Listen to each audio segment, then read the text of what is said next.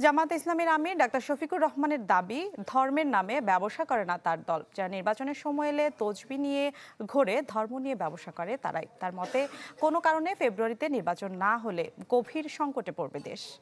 নতুন বাংলাদেশ গড়তে এলো জুলফিকার স্টিল। জুলফিকার স্টিল, ইস্পাত দৃঢ় অঙ্গীকার। আসন্ন জাতীয় সংসদ নির্বাচনের সার্বিক বিষয় নিয়ে আলোচনা করতে ইসি সচিবালয়ে যায় জামাতে ইসলামীর 6 সদস্যের প্রতিনিধি দল। বৈঠকে বসেন সিইসি সহ অন্য 4 নির্বাচন কমিশনারের সাথে। প্রায় 2 ঘন্টার আলোচনা শেষে দলটির সেক্রেটারি জেনারেল মিয়া গোলাম পরোয়ার জানান, বিদ্যমান পরিস্থিতিতে লেভেল প্লেইং ফিল্ড নিশ্চিতের দাবি জানিয়েছেন তারা।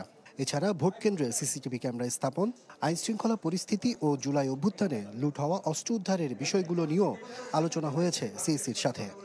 মানে ইসির উপর পূর্ণ আস্থা আছে আপনাদের? আছে, আমরা আস্থা রাখতে চাই। আমরা কোনো আশঙ্কা করি না, কারণ আমরা নির্বাচন তো একটা ভিন্ন জিনিস, এটা আইনের বিষয়, ঠিক আছে না? এটার সাথে অন্য কিছুকে রিলেট করা যাবে না। জাতির প্রত্যাশা, এটা একটা বিশাল সাংবিধানিক আইনগত বিষয়।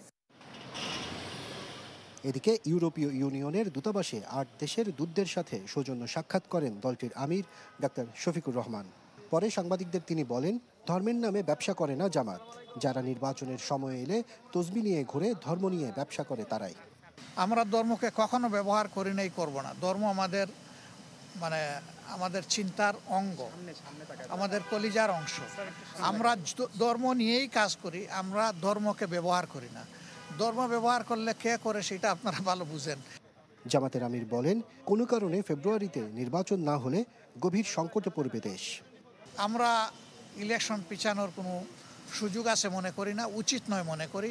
আমরা মনে করি যে ফেব্রুয়ারির ঘোষিত এই টাইমলাইনের ভিতরে নির্বাচন হওয়াই দেশের জন্য একান্ত প্রয়োজন।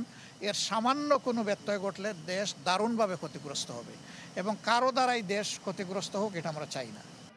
একই দিনে 2 ভোট নিয়ে শঙ্কার কথা জানিয়ে জামাতের আমির গণভোট ও জাতীয় নির্বাচন আলাদাভাবে করার দাবি জানান।